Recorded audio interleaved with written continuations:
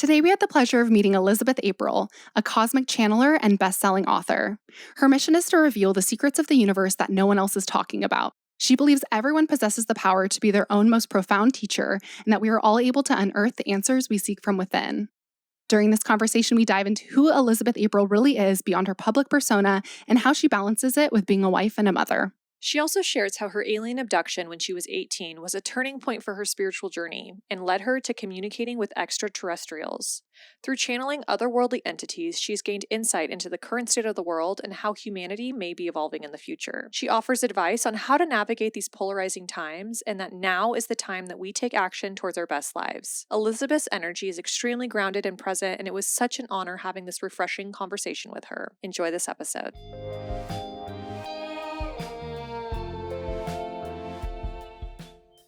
All right. Well, today we are speaking with Elizabeth April. Thank you so much for being with us today. Thanks so much for having me. I'm excited for this conversation. So, for anyone listening who isn't familiar with what you do, how do you describe your work? I feel like pretty much my whole life I've struggled with labels. I'm very much so like anti-label, probably because I'm anti-establishment. But yeah, I mean, I would say I'm just like an intuitive person who, can tap into other places, other realms, other frequencies. I've struggled with, is it past life regression? Is it mediumship? Is it psychic? Is it precognition, clairvoyance? And none of them really resonate with me because every time we choose a label, we limit ourselves to just that thing that we're choosing. So, one of my favorite ways to describe myself is that I'm a student of the universe and a teacher of its knowledge. And I feel like that's what we all are, and if I can sort of exemplify that for everyone else, maybe I can empower them to step into their teacherhood along the way. Totally. I love that. I feel like that's a trend happening more and more where other people want to put anyone, I don't know, who's really tapping into their own personal power and learning more about themselves and what their capabilities are. It's like, well, what are you? And it's like, I'm just me. I'm just here being a channel. We're going to see what comes through, and like I'm going to tell you what I'm feeling. And I think that takes so much bravery. What would you say you're most known for, though? Yeah, for sure. So I would say probably the two biggest things would be aliens. Mm-hmm. And I'm passionate about all of it, but I'm definitely passionate about cosmic disclosure, and a lot of people really resonate with my ability to talk to extraterrestrials. So specifically, I focus on an organization called the Galactic Federation, or the Galactic Federation of Light, who is just an organization of beings out there in the universe who want to support us. They really truly want unity, and they want equality, and they want to help us ascend. So I really feel like in so many ways, I'm one, at least, of the many messengers of the Galactic Federation on the planet. And then I think the other thing that people resonate with me around would be the remote viewing. So that's essentially the best way to describe how I receive all the information is I'm able to really transcend time and space, which does mean going into the Akashic records and past lifetimes. That does mean, telepathy and conversations with extraterrestrials or going to visit them on their ship. Like it really does come down to remote viewing and simply leaving my body, setting an intention, and showing up to where the information is. I'm so excited to get into all of this and just, yes, really see where this conversation leads us. But first, I want to kind of go back to the beginning. Like, where did this journey start for Mhm. you? Yeah, so when I was younger, I was born with extrasensory abilities. I definitely think that, my grandma was very intuitive, but I don't come from necessarily like a line of psychics. You know how some people are like, I'm sixth generation, none of that on my side. But definitely very tapped in. I was able to see auras and chakras from other people, really get a feel, sense their energy, their emotional state. I had really bad anxiety as a kid because of that. So it was hard for me to go to restaurants. I remember I would have to run into the bathroom at a restaurant and actually throw up, and I had no idea at the time. Anxiety was never a thing talked about, especially in kids back in the 90s. So it was never labeled as that. they thought that maybe it was, some sort of allergy to the food I was eating, or I don't know. But yeah, I did see some doctors and specialists around it, and no one could really figure that out. And now I understand that I was just feeling this entire group of people's energy, and it was overwhelming. And then I would have to throw up to purge out the energy that I was taking on in the restaurant. So now I'm able to really sort of discern and shut off those abilities. And I was also able to see ghosts and spirits as a kid, which definitely freaked my mom out. Now, I was raised with the Catholic sort of foundation. So I remember that I was probably around 6, and I told my parents, I want to be a nun. That's what I want to be. And I think a big reason why that was my motivation is because I felt like I could talk to God. I was telepathically talking to my spirit guides. Of course, I had a lot of imaginary friends back then, not knowing who they really were. And I felt like I really was going to be this messenger of God. And I felt like the closest I could do that would be becoming a nun. And my mom, who was not Catholic, was, secretly thinking, don't throw your life away. She said she was so mortified when I went around saying that I was going to be this nun. And luckily, I was able to get out of that. And not really pursue that, because I had to get away from the Catholic framework to better understand what I was experiencing. So it took me a while. I shut down all of my abilities. I no longer wanted to be the weird kid. I just wanted to fit in. And then around 16, through a lot of anxiety, a lot of depression, a lot of feeling like, if going to school, getting in debt, getting married, popping out some kids, and then retiring and dying, if that's really my future, then screw this. Like, that is my worst nightmare. Um, and so I really I was in it at 16, and finally my dad offered me a past life regression. And that's what sort of reawakened, who I was. And then I was like, okay, I'm going to be a past life regressionist. Like, this is what sort of spurred me into understanding that this wasn't my only life. Reincarnation does exist. Time is an illusion. Like, what the hell? And then that sort of got me back on the mission. And then around 18 is when, the remote viewing and trance channeling and deep states of meditation really got me back into all of my abilities.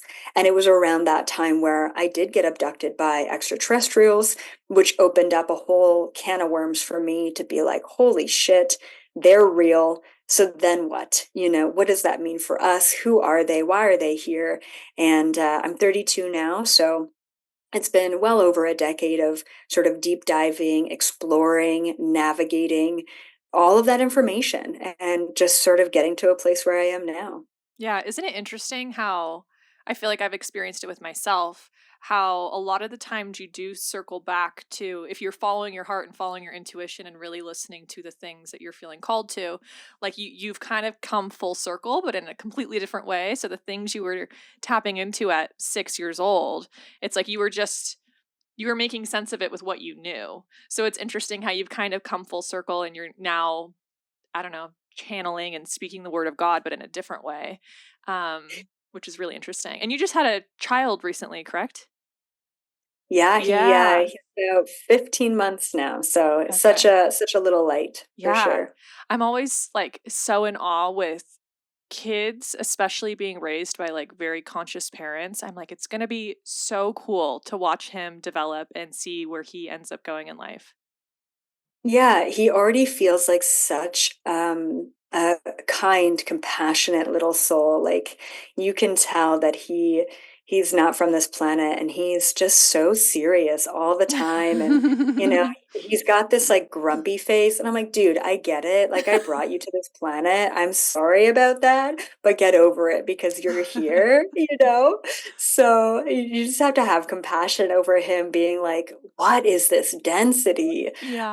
Um, but other than that, he is such a little old soul, and I'm excited for the future generation. And honestly, being in this mom world now, part of me is a little bit concerned, right? Because and I think I'm in my own reality so much that you just don't think about. I don't know. Part of me is like, these parents are in my generation, we're all young. Like, why can't we be better? Like, why do we have to throw an iPad in their face at 1 years old? Like, why do we have to, why can't we be mature about things? Um, and I don't want to be judgmental around other parenting because I know it's all gonna like level out, but there are some worrying aspects of the parenting that's occurring these days, and Mm-hmm. I'm just hoping that the next generation is really gonna figure it out. Yeah. I feel like each generation we just kind of get better and better. So yeah, A little bit a better, little A yeah. little bit. bit better. Yeah. Yeah. A couple steps forward, couple steps back, Yeah. that's how Exactly. progress works. Yeah, no, I'm makes me giggle thinking about Elizabeth April's baby and what he's going to be like, cuz yeah, he's going to be, I'm sure you already talked to him about aliens and stuff. It's all like in his consciousness whether he realizes it or not, hearing you do what you do. That's just Yeah. adorable to think about sometimes. So, at what point did you have your spiritual awakening? When did that really click in? You said your dad offered you a past life regression. Was he kind of always in that world? Yeah, surprisingly. Hmm. He's the Catholic one. He's also an engineer. And That's so cool. I and love that. And when he was in university studying engineering, he took a side course on past life regression. And he has like the Brian Weiss books, and he's Dolores Cannon, super into it. So he's just a very interesting mishmash of different sides of humanity, I find. And I would say that was my really big reawakening, was 16, of such a deep level of questioning and disappointment in the world to hope, to finally having hope. And I felt like along my spiritual path and journey, I've never been able to really find like a mentor or a teacher or someone that I really look up to. Not that it's necessarily needed, but part of my whole mindset in stepping into this world in a public way is, if I can just validate this feeling of thinking that you're crazy, if I could just validate what I was going through in my teenage years, for someone else, even just one person, then I'm making a difference, because I never really had that validation. Like, I never knew that I could hop onto Google and say, what is consciousness? Like, you just really don't think about it. You don't even have the language at that point where you're really questioning things. So yeah, 16 was my huge reawakening. And then 18, especially with that abduction, um was my like huge can of worms to be like, okay, well shit, anything's possible, Mm-hmm. bring it Yeah. on. So before that experience when you were 18, were you tapped into aliens at that point, or was that just like a big moment that was dropped in your lap where you're like, "Oh shit, like this Yeah, is a huge thing." moment. Yeah. Like, if someone came to me and said, what do you think about aliens? I'd be like, well, we'd be silly to think that we're the only things in the universe. Like, it's so vast. There's got to be something else out there. But why would they be here? Like, why would they bother with us? We are literally a caveman species out there in the universe. Like, there's so many of us out there. Like, there's no way these intelligent beings would utilize their resources on us. Like, that was sort of my mindset. So there's no way they would be here. And then the abduction was like, oh my God, they're here. And like, why isn't anyone talking about this? You know what I mean? Yeah. And then at the time when I got abducted, I was in student housing in university, and I told my roommate that I was abducted by aliens. It was the first person I told about it, and she went around to all of my other housemates and said that I had lost my mind because I thought I was abducted by aliens. So there was like a huge, many months long of bullying that sort of transpired after I felt safe enough to actually talk to someone about it. And I felt so shamed into maybe thinking I did have a mental health issue going on, and then realizing this is why people don't talk about it, because there is so much shame in this industry. And even if you do talk about it and people are listening, there's other people who are like, well, you're making it up for attention, so you really can't win either way. And I always think, if I'm going to make something up, it's not going to be that crazy. It's going to be something way cooler than that, you know what I mean? Like, yeah, so that was my first experience with actually coming out with saying that I got abducted, and it wasn't pleasant. But in the long run, it gave me even more drive to help others who have had experiences, who have been really exiled from communities, to really know that, you're not alone in this. Yeah. What kind of shifted you out of that space of feeling shame of sharing your experience to where you are now, where that's, your platform is sharing your experiences, is teaching about these things. So what kind of changed in that time? Yeah, so if you think about it, when I got abducted, it was, I want to say 2010, 2011. When I made my first YouTube video, which was never actually disclosing that I got abducted, it was like, hey, here's some spiritual information. My first like public video was 2016. So right then and there, that's 5 or 6 years of exploring, working with my abilities, doing a lot of inner work, doing a lot of meditation, opening up the abilities, talking with extraterrestrials. And even then, I didn't feel safe or comfortable saying, hey guys, I channel aliens, what's going on? And it wasn't until I want to say, if I'm being really honest, like 2018, 2019, where I was like, yeah, so I talk to beings every once in a while. Mm-hmm. And 2020 was the first time ever that I made a public statement that I channel an organization called the Galactic Federation. And it was that video that really brought me the community I have today. That was just in 2020. So it was the right timing. And it was actually the Galactic Federation that told me at the end of 2019, okay, it's 2020 and you need to tell people. I'm like, what? No way. No way. Okay, you try being a human telling people that you're talking to a group of extraterrestrials that want to help human. Like, sure, like I'm not going to do that. But they said no, people will listen, and they were right. But I thought they were crazy for even mentioning that I tell people what I was doing. So it took me a long time. And I still am very highly aware of how non-ordinary it is, what I do for a living. So I'm that will never leave my awareness, right?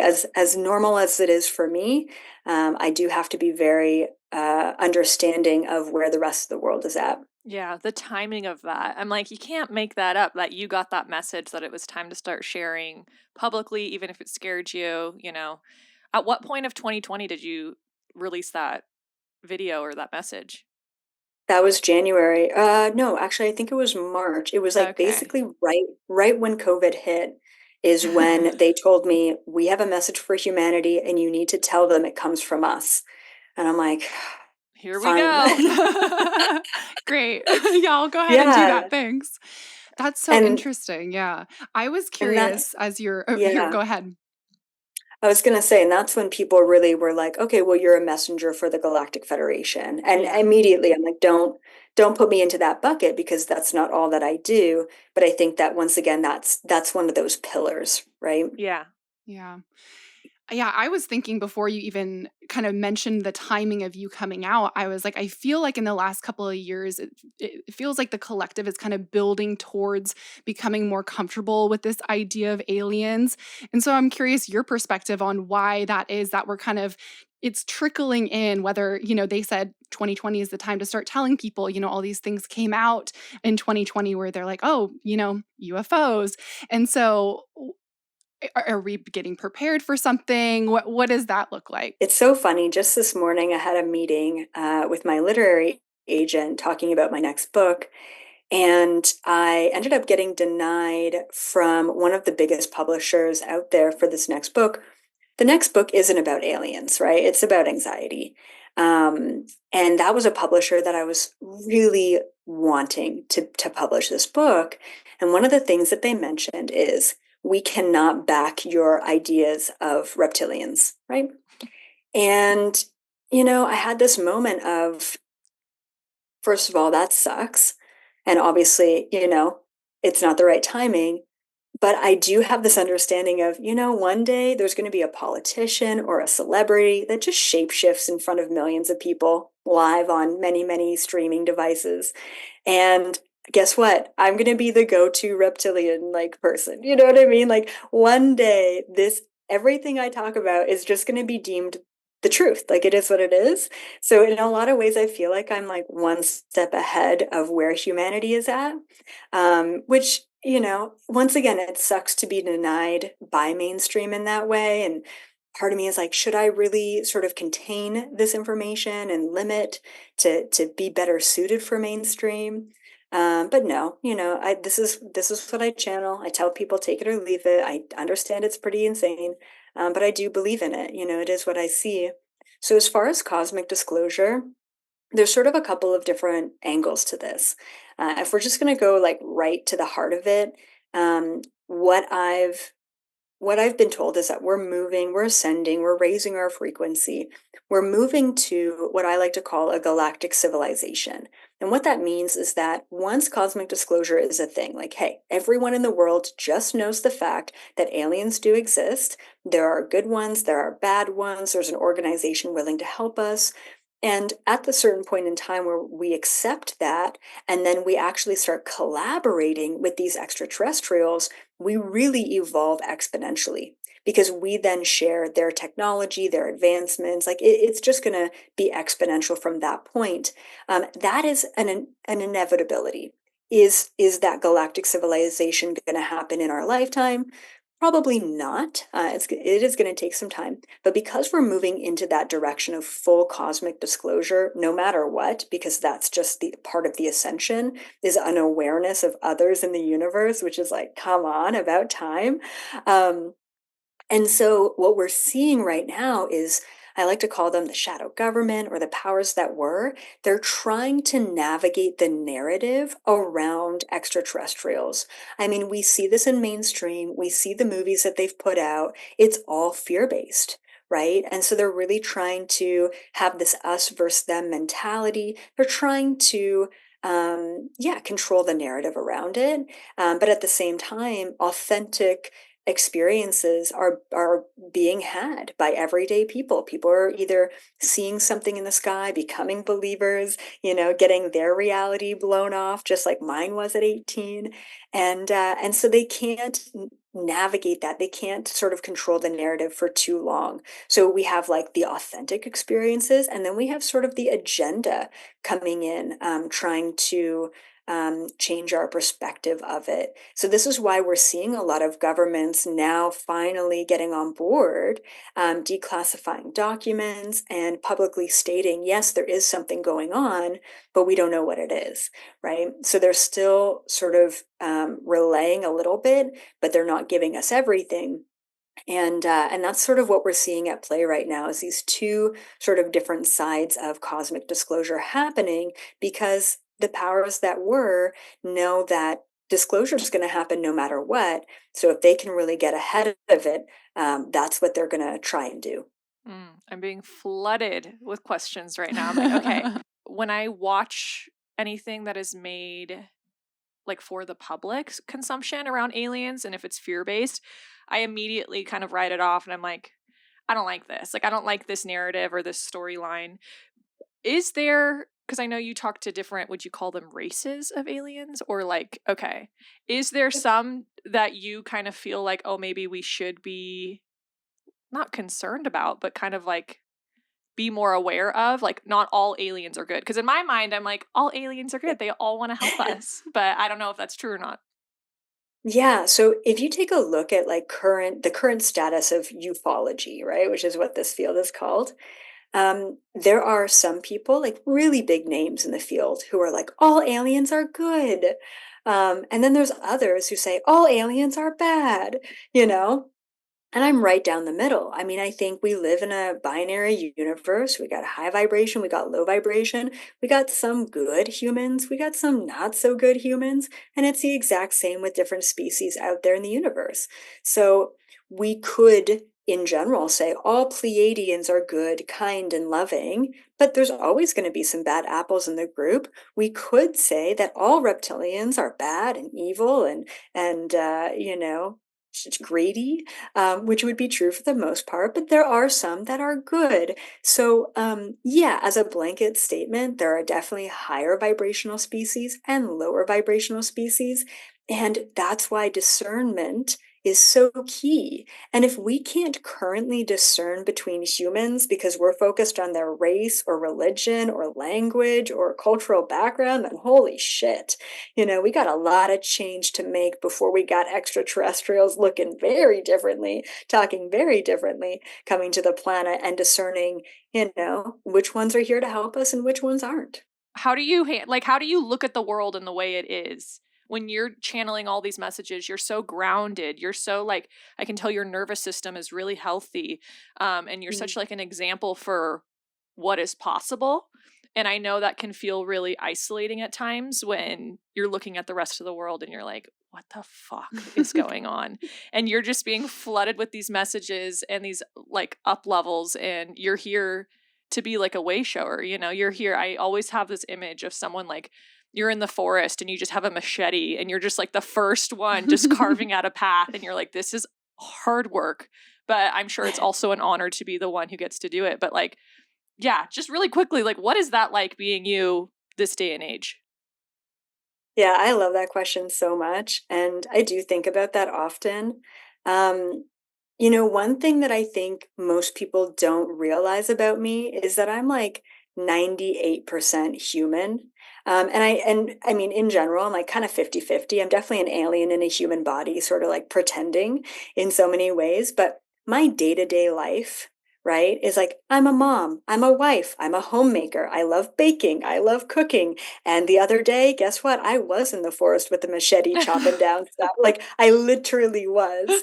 Um, and so people think that the 100% that they see of me is channeling profound information, hair and makeup done on these live videos. And like they think that that's how I am 100% of my day, but they don't realize that I get off that video and I'm in sweatpants and I put my hair up and I'm gardening or I'm like talking to moms in the neighborhood or whatever.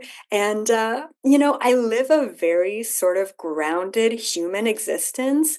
And although I have a lot of information, my like mental capacity, like my memory is so bad, right? Like mine just like as a human being, like I have names like, just what I ate yesterday. I have no idea because I think I just don't have the capacity to hold all the information that I channel and just my daily like living experience. So I'm a very like present moment to moment person. And every once in a while, I'll just think to myself, like, wow, somebody is watching me right now in their home thinking about me. And I just never think about it. I just never think about really like who I am in the public because I'm so present in who I am as a human in the Mhm. moment, if that makes sense. Mhm. So Yeah. that's how I live my life.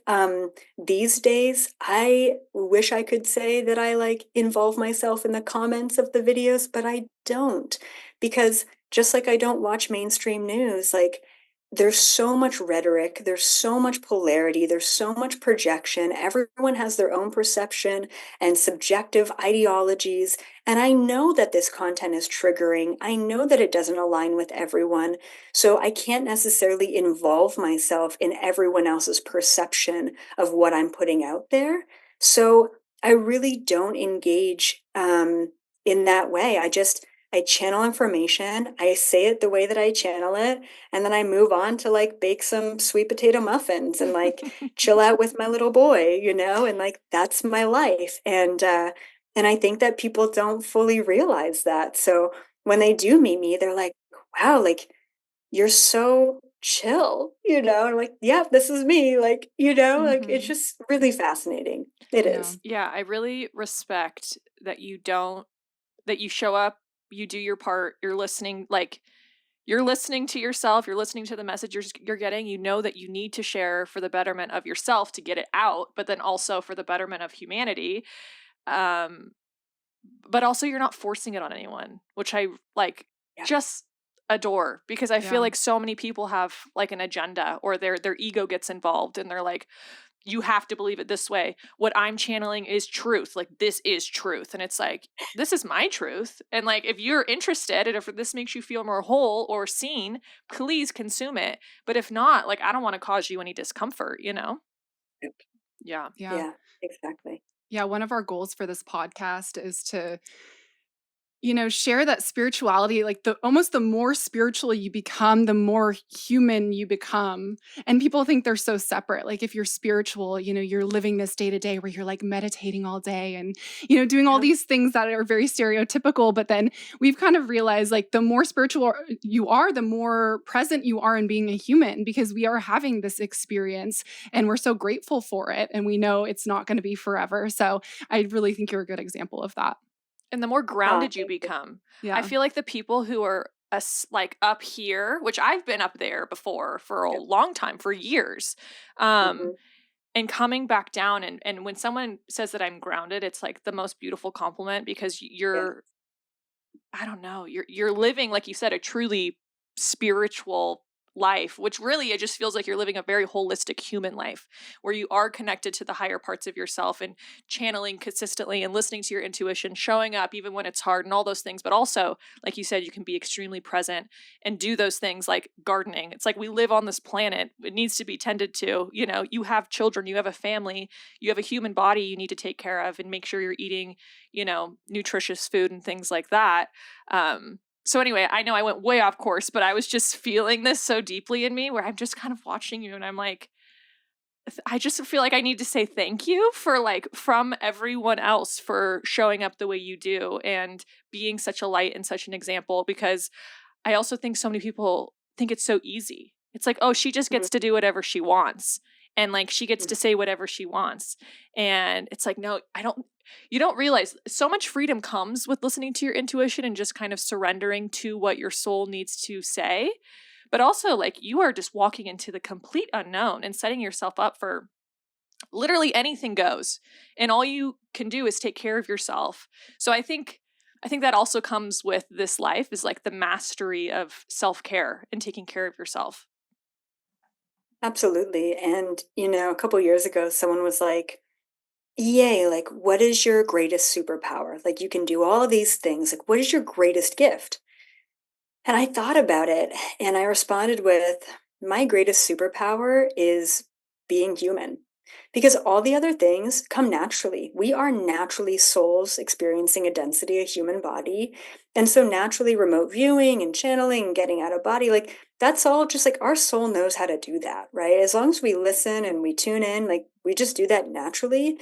The most difficult part for me along this like decades long journey has been how to eat properly, how to balance out the matrix and the mission, like how to step up and be a mom, but also be a mother to thousands. Like, how to really navigate this world. And I think that if I can teach others how to balance in this way, I mean, we're off to a really good start. So yeah, people really do underestimate how powerful it is to be present and grounded. And just like you said, when people tell me, wow, you're so grounded or easygoing or whatever, it is really the best compliment that I could get. And unfortunately, I've had quite a few friends of mine who are in this world, this spiritual world, and they have networks tenfold what mine is. And they've all, unfortunately, sort of let that power or whatever you want to call it, the praise get to them. And I've seen so many just gain this weird spiritual ego and I'm wearing white now because I'm pure. And I'm like, really? Like, you have so much great information and energy to share, but why are you letting that get to your head? And so every time I have this experience or a falling out with someone, I always think to myself, that's what not to do, right? Like integrity is something that you have to show up for as a human, as a teacher, as a student. And it's something, integrity and morality are just really important for me, especially since I see, unfortunately, that happen a lot in the spiritual community, right? This false spirituality, this projection that is so icky. And it's like, don't take a beautiful thing and tarnish it, with ego. Hmm. How do you keep your ego out of it? Because obviously you do have a platform, you have built this following. Like, do you ever kind of have to check yourself in those moments? Yeah, you have information maybe that other people don't have access to. Yeah.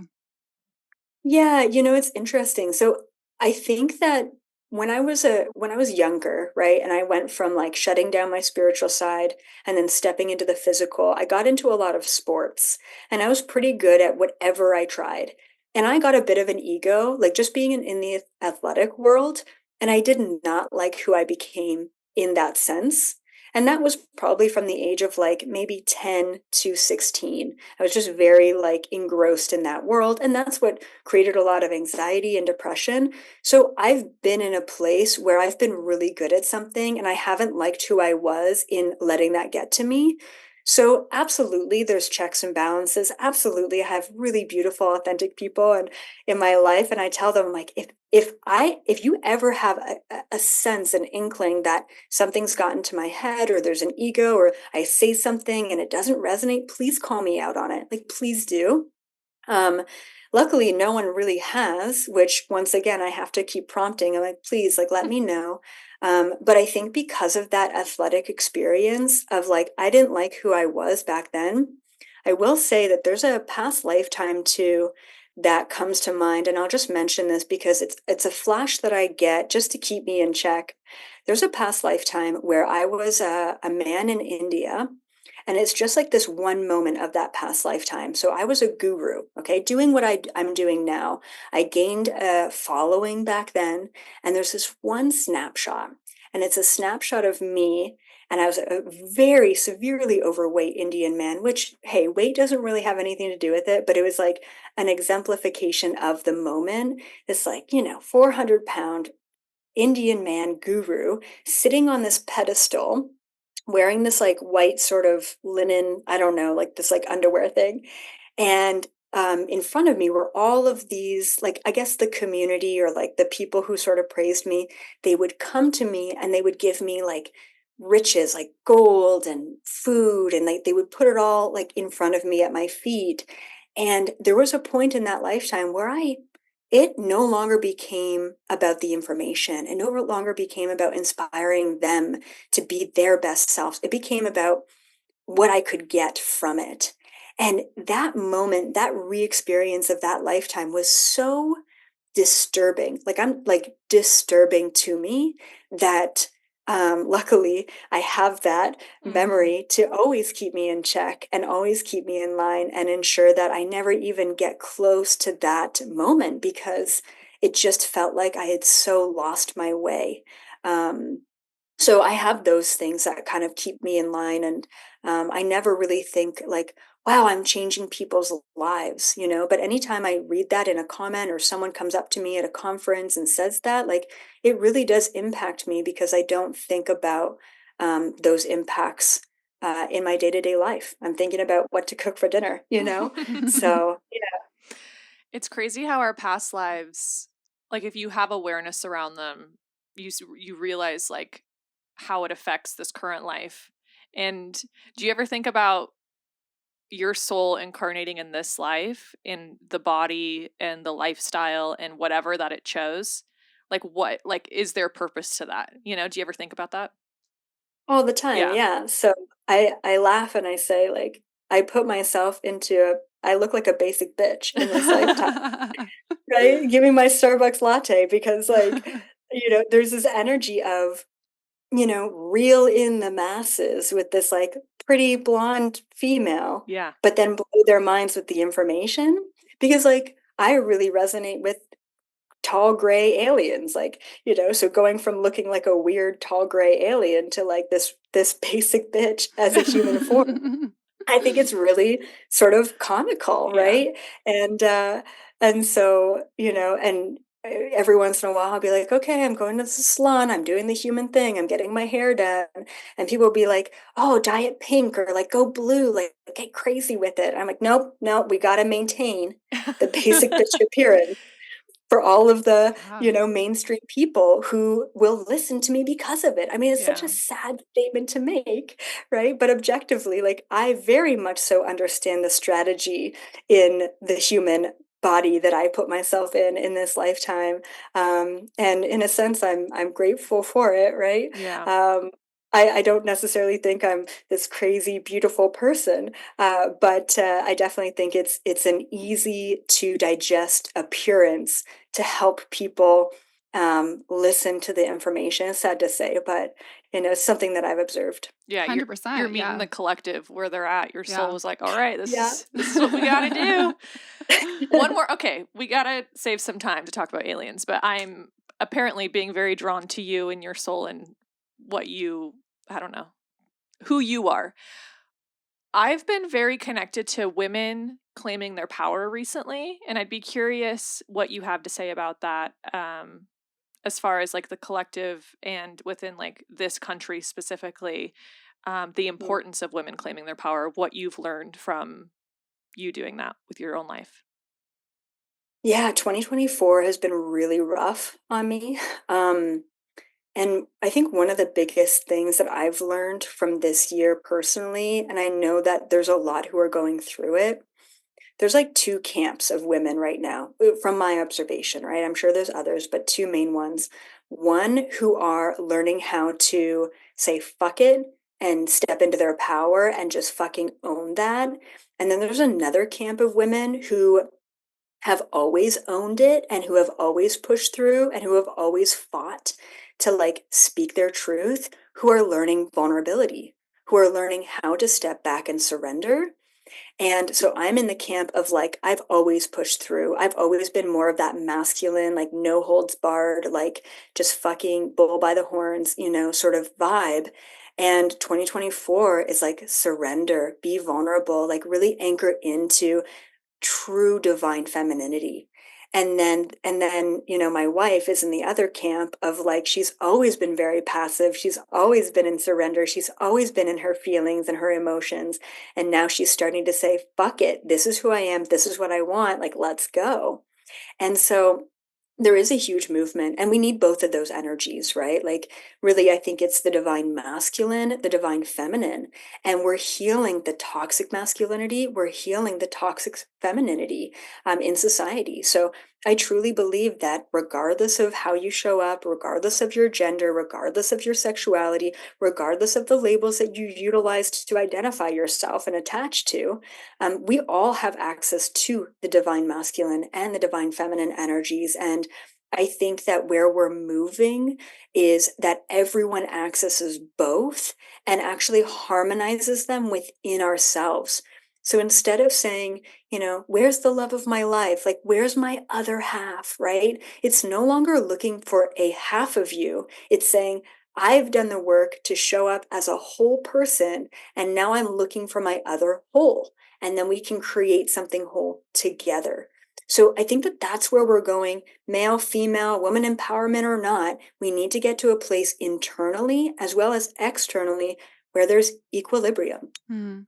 I definitely feel that even in our own lives, like that coming back into balance and coming back into who you truly are.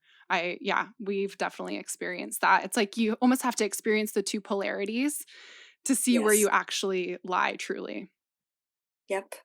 All right, let's get into aliens.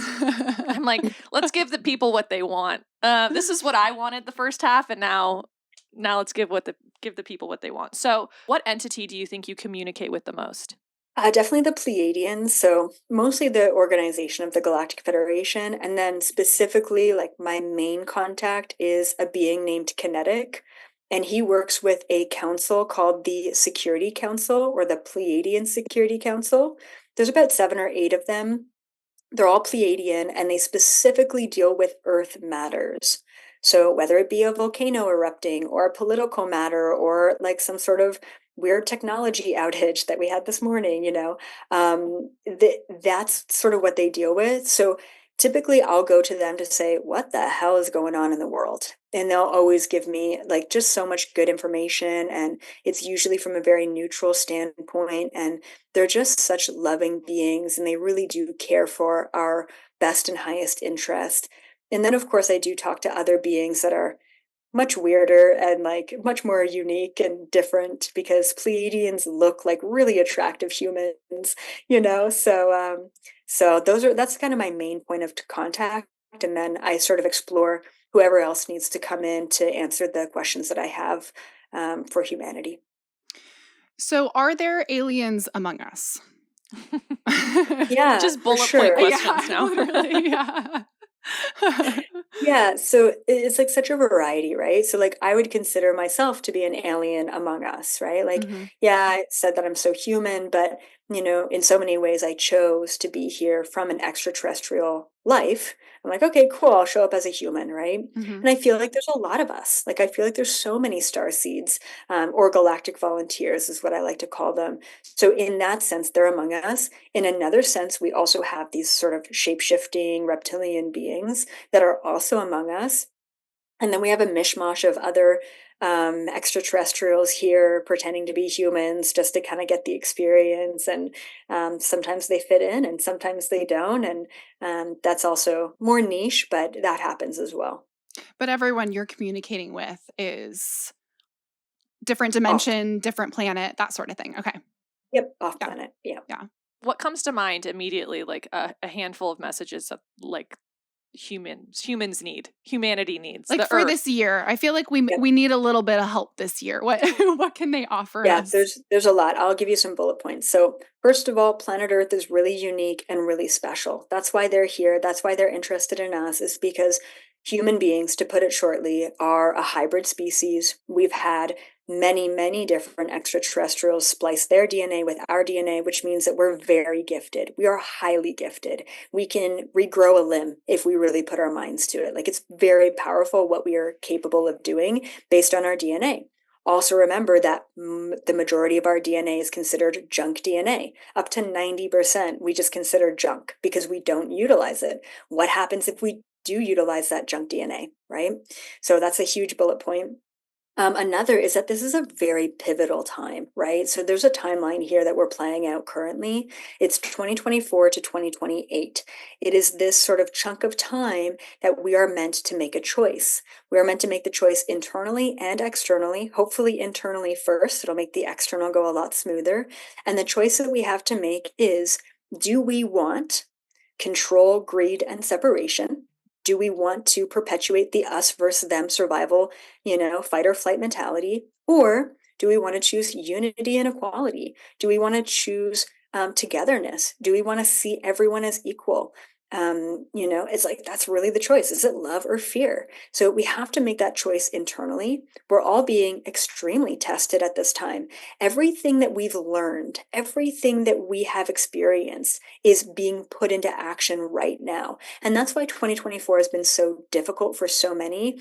It's challenge after challenge, test after test of, yep, you know the things, but now you got to put them into action, right? So it is going to be continuingly more polarizing, more difficult, more challenging for the individual and for the collective between 2024 and 2028, up until the point where, like, fuck yeah, I want unity, or fuck no, I want control and greed and whatever. I want to be individual in this. So, and then another thing is, right, like the ascension is happening. We're getting hit with a ton of solar flares, which means that the vibration is shifting. Whether you believe in spirituality or not, that is the case. It is happening. It's scientifically proven. It's being tracked.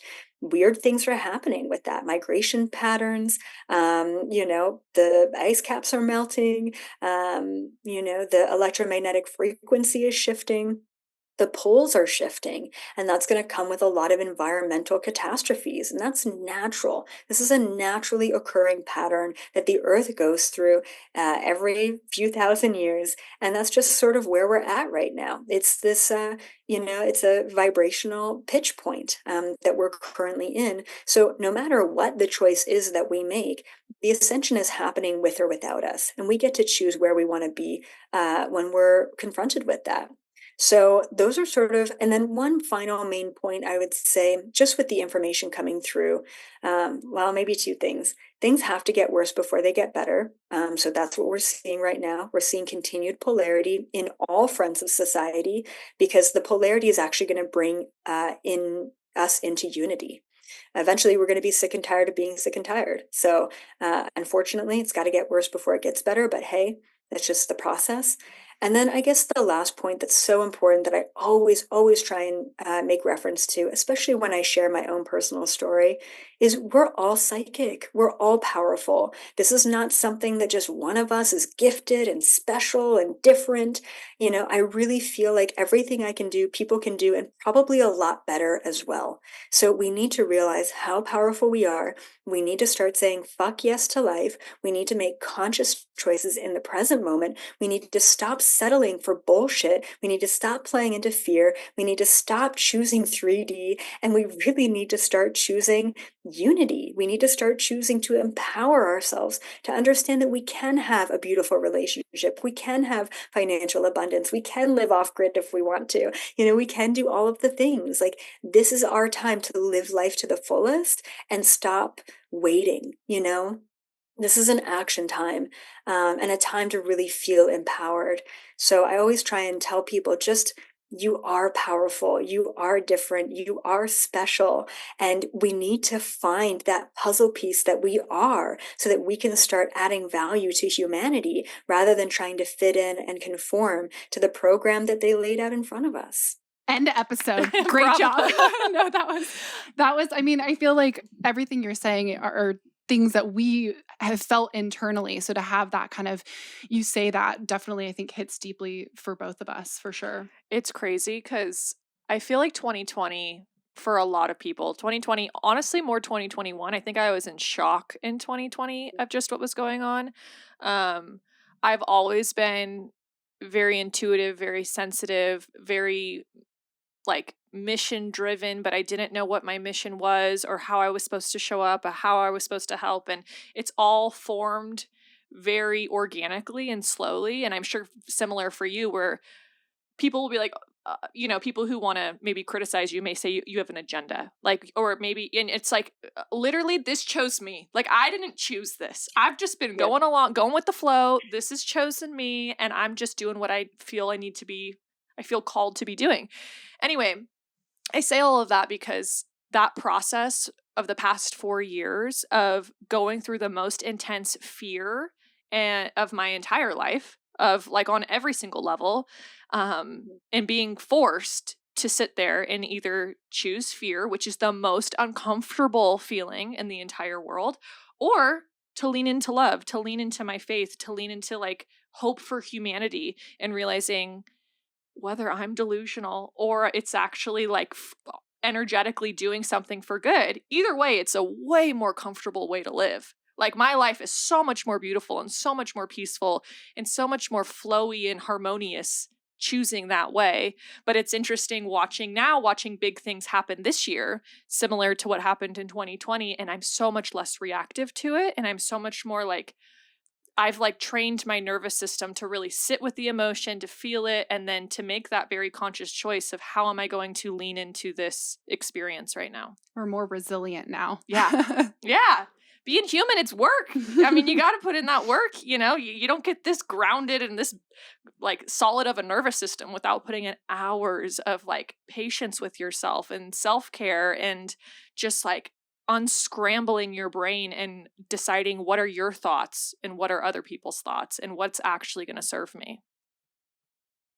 Absolutely. It does take a lot of work and a lot of discernment and a lot of self-love and a lot of surrender. And I do hope that upon things getting worse, that they make the same realization that you did, which is, I'm sick and tired of the fear. There's got to be a different way. And that's how I evolved as well. Is just, I'm sick and tired of all the agendas and the conspiracies, and it can't all be bad. Like, there's no way it can all be bad. And then upon that, upon getting to the depths of darkness, you end up seeing the light. So that's why I really do hope that as things get worse, people realize the light, that there is a different way of looking at the world and seeing things. And, it does brighten things a little bit. And I feel also, I've talked to some people where they feel guilty for feeling into the light, into the goodness. And like you brought up earlier, the law of polarity. It's like when there is something that dark, there's equally something that light. And by you living in that light, you are just like being a beautiful example for what is possible. So you're actually doing a great service to humanity by living your fullest, brightest life. Yeah, I feel that. And I feel like in so many ways, I don't just live in the light. Like I'm very much so in between. Like I feel like I'm and I don't want to say like above, but I think because I remote view so often, I am above things, right? And just like looking down and observing. But I really do feel like I'm not so much in the light that I'm ignorant of the dark. Like I'm Hmm. very aware of the darkness existing, and I'm also very aware of the light. And I feel like I can really be in between. And I think one of my greatest teachings, and it's not even my teaching, the universe's teachings, is neutrality. How do we get to neutrality? How do we get to 0 point? How do we not necessarily feed into either? And within that place of neutrality is true mastery. Because source, right, God, whatever you want to call it, source is not just light and love and butterflies and happiness. Source is light and dark. We forget so easily that source created suffering, right? And that was one of my first questions. Why would, if God exists, why would God create suffering and cancer and all of that? And it's because we live in a binary existence. So we do have to realize that I think true mastery is not necessarily being all light and love. And I think in that sense, we can be missing out on such a key experience of the darkness. And that's why I always keep those darkest experiences near and dear to my heart and have so much gratitude around them, because without that, I wouldn't be at a place of truly being able to see both sides objectively. Mm. Yeah. That's a good correction to make, because I feel like for myself I am able to, I guess when I say light, it doesn't mean like the airy fairy light and bright, light and love kind of thing. It's more just like clear. So I think Yes. much more like whatever is being presented, I am not fearful of going through the fire. Like Hmm. Yeah. on the other side, I know clarity is there, or neutrality for the situation is Yes. upon us. So I Yeah. like that. So thank you for that. Yeah. Yeah. I'd like to touch on briefly. You mentioned that we all have these abilities, whether we realize it or not. Do you have any advice for tapping into those things? Yeah, great question. So, I mean, there's so many things, right? Like do this or do that. And I'm a big believer in you don't have to meditate 5 hours a day to like get to source. You really don't. It's about those moments in between. And I think one of the things that takes away from our abilities is distraction. I mean, once again, some of my loss of hope for humanity is just seeing these iPad kids and like, wow, like that's not good. You know what I mean? Like you are programming their brain to like be so stimulated. And once again, I know that the elastic band's gonna snap the other way. But in such a world where there is so much stimulation, we need to have these moments in between the moments. We need to stop scrolling on social media. We need to stop, binge watching YouTube videos, even though we're both on YouTube. We need to really take the time to just be with ourselves. That's it. Like, I think people don't realize that they're having spiritual experiences all the time, all the time. But because we dismiss them or we don't focus on them or we're distracted or reactionary, it's always like on to the next moment, on to the next stimulation, on to the next distraction. If we actually just quieted our mind and listened to what we were experiencing, what we were thinking, how we were feeling from moment to moment, we would realize how fucking intuitive, how telepathic, how tapped in we are in every moment. Like a couple years ago, my mom came to me and she was like, so every once in a while, like I'll be at a grocery store checking out at the cash register and I'll just sort of be above things. I'm like, Mom, what do you mean? She's like, I don't know. It just feels like I'm like 2 feet above my head. I'm like, what? She's like, yeah, usually it happens when I'm bored, but like I never really think about it. Like it's happened my whole life. I'm like, are you serious? You've been astral traveling this entire time, knowing that this is what I do for a living for many years, and this is the first time you're bringing it up to me? She's like, yeah, it happens, and I just never think about it. And it's these things, right? And that's kind of an extreme example of like just casually floating out of my body. But because we don't necessarily have like a framework or a reference, or like, what do you even do with that awareness? Like, okay, great. I just float around sometimes when I get bored. Like, Oh, there's no action point to that, so it doesn't necessarily, like, detract or add to our life, so we don't usually observe those things. We just like, "Oh, that was weird. Oh, saw Mhm. something in the corner of my eye. Oop, nope, never mind. Okay, on to the next, like, on to the physical life." So, it's just like people don't realize how tapped in and psychic they are until they actually just start paying attention, and then there's, like, this weird sort of domino effect that happens once you really do start paying attention. You're like, that was weird. What was that? Oh, how did that affect me? Where did I go just then? What information was that? How does that make me feel? When we actually start asking ourselves those key questions to dive into the experience, it becomes more a part of our reality. It becomes more tangible. And then the domino effect, more of those things start happening, right? Kind of like you're car shopping and you want a Kia and then you see Kias everywhere and you're like, "What? This is weird. There's so many of them." And it's like, "No, they were always there, but we're focusing on it now." So, there's so many things that I could say, "Oh, do this or have this ritual or this practice," but really just stop distracting yourself for a few moments of your day and really start paying attention to your surroundings, to your senses, to your thoughts, your emotions, to what's going on around you. And you'll start to realize just how tapped in we all are. It's so funny because I feel like you're saying exactly what Danielle and I'm sure anyone else listening to this podcast, all of our listeners have probably had a very similar experience, and we're not alone in this. But every time we interview someone, I swear something gets brought up for one of us. We're like, we interviewed a medium, and she was like, "Oh, does this happen to you? Does this happen to you?" And I was like, "Yeah," and she's like, "Oh yeah, like if you wanted to, you could for sure do all of this." And I was like, "Okay, I had no idea that ringing in my ears since I was, a child is a sign, or like the physical feelings that I get or the emotional feelings that I get." Or with Danielle, we had a reading last week and it's like, "Oh, there's like so many things that you haven't tapped into, or all these things that are happening in your life. Oh, it's because of X, Y, and Z." And so even speaking to you now, I'm like, this is so funny that, I mean, and this is what we know. Again, it's like this life chose us, but like we're here to talk to people like you to bring these ideas and these concepts into very like grounded, tangible, digestible ways for people who are listening to be like, "Oh my gosh, maybe I should take some time and see what kind of gifts I have." Hmm. Yep, exactly. Exactly. Just listen. Yeah. So for the future, Danielle really wanted to put a number on this. What was your number? 100 years? Yeah. What do you see for the future for the next 100 years? Like, are you hopeful? Um, yeah. What kind of messages have you been getting about humanity and what it's going to look like? Yeah, I really am. I'm profoundly hopeful, but also not ignorant, right? And so I do I do see a lot of different timelines. And this is part of the problem with, say, quantum mechanics, right? Like we've got a lot of different timelines that are currently playing out and are potentials of playing out. So at this time when things are heightening and progressing and speeding up, it's very difficult to figure out what timeline is actually going to play out because as much as I want something, it's really up to the collective. It's up to the majority, right?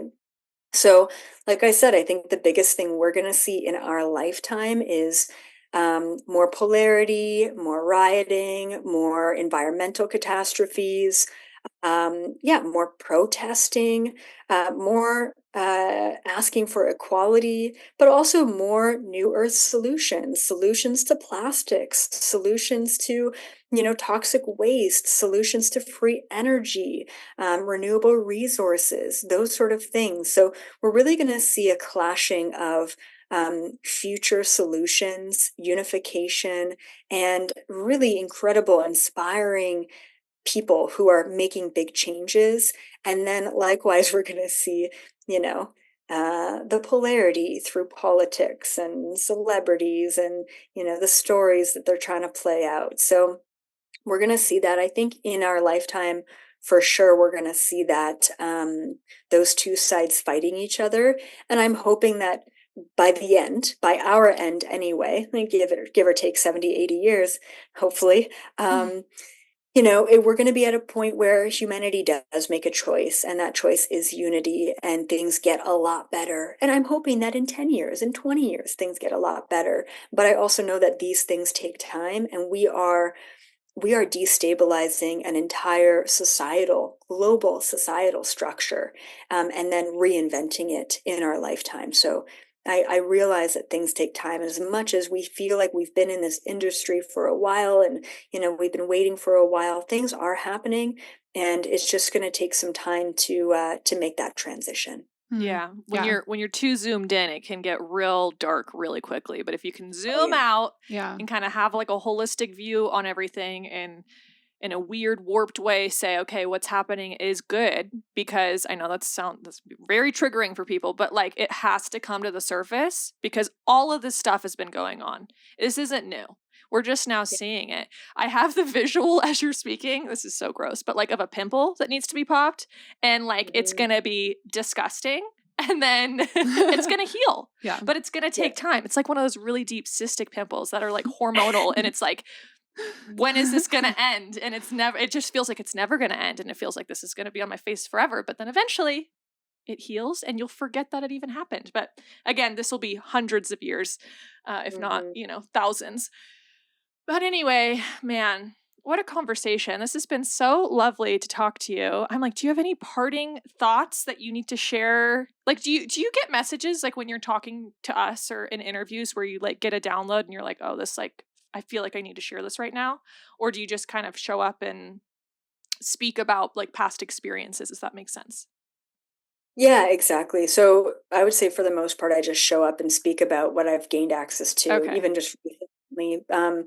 And that was a decision that I made as a kid, right? So because when I opened my eyes as a kid, I could see all the energies and I was inundated all the time.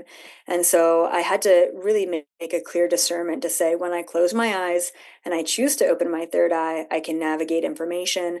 So I actually don't get a lot of imprints.